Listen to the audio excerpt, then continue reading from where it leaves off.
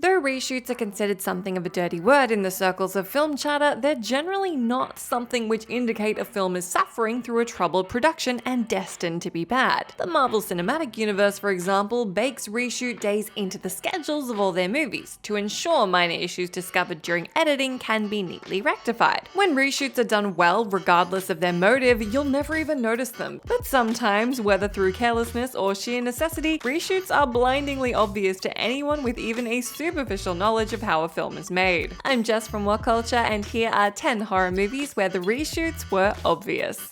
Number 10. Scream. The Scream franchise has been no stranger to reshoots ever since its inception, and while in the sequels this was generally to combat set leaks, in the case of the original film it was largely a case of performing pickups, that is, completing shots which weren't captured during principal photography. One of the biggest challenges of the original shoot was that filming began before the producers had secured legal clearance from Funworld to use their now iconic ghost face mask, and so Wes Craven had K&B Effects produce their own knockoff with just enough subtle differences to avoid a lawsuit. The K&B mask was used to film a couple of scenes, including Casey Becker's iconic opening murder and the death of the principal. Craven later conducted a round of reshoots to capture close-up inserts of the Funworld mask once permission had been granted for its use, and during Casey's death in particular, it's clear that the mask changes between shots. The K&B mask has more pronounced cheekbones and elongated eyes, a more triangular nose and a shorter mouth, such that keen-eyed viewers can easily notice which shots were captured during the main shoot and which were filmed during reshoots.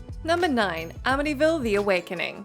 In fairness, the sheer fact that Amityville: The Awakening was shot in 2014 and not released until 2017 makes it clear that the film was a hugely troubled production, and it unsurprisingly went through a round of reshoots in 2016 to try and salvage the messy state of the project. Even someone without any knowledge of the film's production history could surely guess something foul was afoot given its generally choppy editing style, making it clear that reams of material were cut away in order to deliver a snappy 87-minute runtime. The Weinsteins reportedly took issue with the film's ending above all else, which is by far the most embarrassing part of the movie. Though the climax was reshot, it was apparently done with the absolute bare minimum time and money possible. The new ending is bridged into the existing footage with a hilariously low-effort, minute-long newsreel containing just voiceover narration, production stills of the cast, and some random B-roll that presumably went unused during the main shoot. To be fair, it's a fittingly terrible capper to a movie that feels held together with duct tape and crazy glue, honestly. Number 8. The Exorcist 3. Though it's actually a mostly very good movie, The Exorcist 3 is nevertheless the product of enormous infighting between writer-director William Peter Blatty and Studio Fox. Because Fox felt that Blatty's quiet psychological horror film wasn't doing enough to lure in audiences expecting more heightened supernatural thrills from an Exorcist movie, they had the director reshoot large swaths of it to be more dramatic. Most obviously, this included adding an actual exorcism to the film, with Father Morning showing up in the finale to exorcise the possessed body of Damien Karras, before the priest is brutally mutilated by having his skin ripped off. It's a fun scene, though more than any other in the film feels totally at odds with the core tonal through line of Blatty's vision. It is a wildly overblown feat of theatrical hooey compared to the director's otherwise quiet, character-driven piece of work. After 2 acts of admirable, absorbing restraint, the film's nutty finale feels excessively silly and tacked on, because that's exactly what it was. Number 7. Hellraiser Bloodline. You don't need to know too much about Hellraiser Bloodline, the 4th film in the series, to appreciate that its production was an abject nightmare. Before shooting even began, Miramax asked for numerous changes to the script, including the earlier introduction of Pinhead and the addition of a frame narrative. But once shooting was completed with these requested changes, they still weren't happy. The studio planned 6 weeks of reshoots to basically reshape the movie into a more generic horror film, while stripping away vital character development for both Angelique and Paul Merchant. Original director Kevin Yeager found the reshoots egregious enough that he refused to film them and walked away from the production, even insisting that he be granted the infamous Alan Smithy directing credit because the project had strayed too far from his own vision. By the time the reshoots were completed, they ended up spanning an incredible 12 weeks, yet ironically resulted in a final cut 25 minutes shorter than Yeager's original vision. Between the utterly frantic pace of the movie and its unearned happy ending, ending in which Pinhead appears to be finally defeated for good, spoiler, he wasn't, it feels like a fragmented product of studio interference in its very bones. This was confirmed by reviews of a leaked bootleg work print of Bloodline, which contains numerous more nuanced character development scenes and just generally feels like a more cohesive piece of work. Number 6. Something Wicked This Way Comes. Disney's cult classic 1983 horror film Something Wicked This Way Comes had an extremely bumpy journey to the big screen, with a disastrous test screening of director Jack Clayton's original cut prompting Disney to effectively take the movie away from him. The studio then spent a stonking $5 million, an entire 25% of the movie's budget, on reshoots, re-editing, and the creation of a new musical score. Reshoots included the addition of a famous sequence where protagonists Will and Jim are attacked by hundreds of spiders in the middle of the night. But because reshoots took place a whole year after principal photography, teenage stars Peterson and Carson had aged noticeably. If you compare the spider scene to the rest of the movie, the two actors have clearly lost some of the puppy fat from their faces. This is a problem facing many productions that prominently feature children. Wait too long to do pickups and your cast will look markedly older. Number 5. Rings.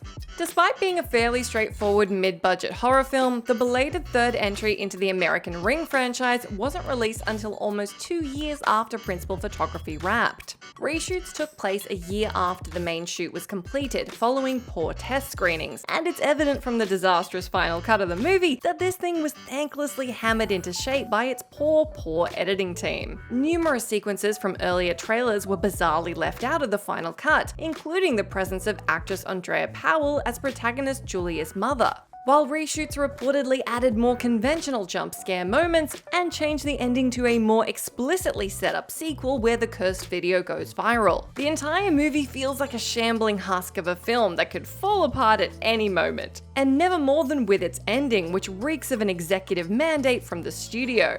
Number 4. Jason Goes to Hell, The Final Friday.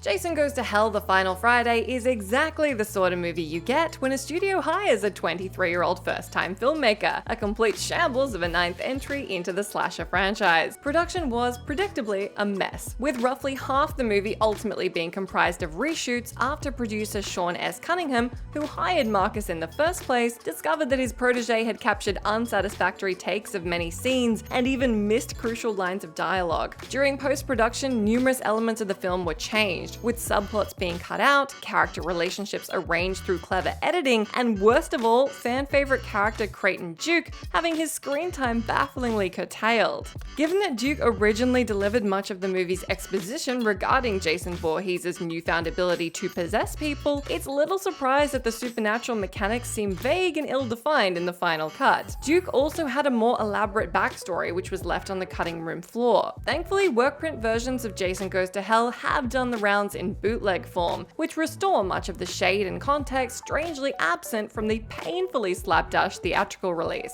Number 3. Halloween, The Curse of Michael Myers.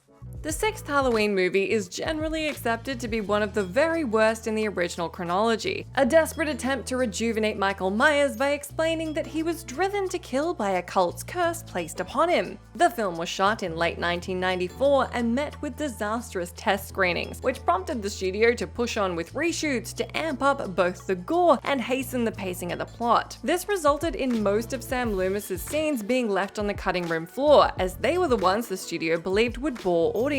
But given that Loomis is almost as much of an icon of the series as Michael or Laurie Strode, and actor Pleasance died shortly after principal photography wrapped, his pared-down presence ensured the film left a pungent, suspicious stink. This was compounded by a number of blatant continuity errors in the third act of the film, because the studio decided to have A. Michael Lerner replace George P. Wilbur as Michael, preferring his slimmer build. But because they couldn't go back and reshoot every single scene with Michael, he simply looks distinctively more svelte in the finale. The entire film is a rickety mess of uneven continuity and characters coming and going at the whim of the editor's knife, and even fans without much knowledge of how movies are made will surely appreciate that something is definitely off. Number 2. Army of Darkness.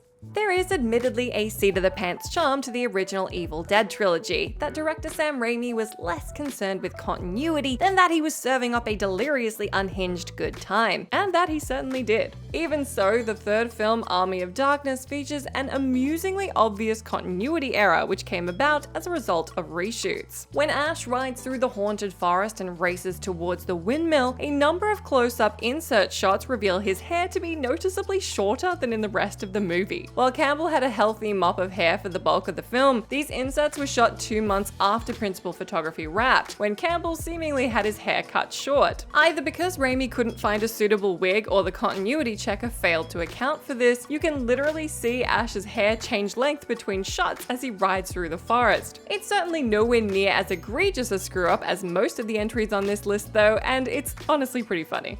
Number 1. Cursed. The biggest tell that Wes Craven's 2005 werewolf movie Cursed had been put through the post-production ringer was the fact that Craven seemed incapable of producing such a wretched thrown-together piece of work. Over a 2-year period, Cursed was rewritten and reshot so extensively that numerous cast members, including Skeet Ulrich, Mandy Moore, Omar Epps, and Corey Feldman, were cut out of the movie entirely. By the time it finally hit screens, the budget had ballooned to $75 million, and the cast had been called back for 3 rounds of reshoots, bringing the total number of shooting days up to 100, a number typically only reserved for larger scale tentpole films. But the biggest tell that Cursed had been messed with, it was re-edited for a PG-13 rating from an originally contractually obligated R. And it's just tough to imagine a director of Craven's repute ever voluntarily shooting a horror movie for PG-13. Many members of the cast, most vocally Jesse Eisenberg, insist the original version of the film was far smarter and more interesting, as expected with screenwriter Kevin Williamson penning the script. The theatrical release, meanwhile, just feels like the anonymous work of a hack, and not something Craven would ever produce if left to his own devices. And that's our list. Do let me know down in that comment section if you can think of any other horror movies where the reshoots were obvious. As always, I've been Jess from What Culture. Thank you so much for hanging out with me. As always, you can come say hi to me on my Twitter if you like, where I'm at Jess McDonald, but stay tuned to us here for plenty more horror goodness.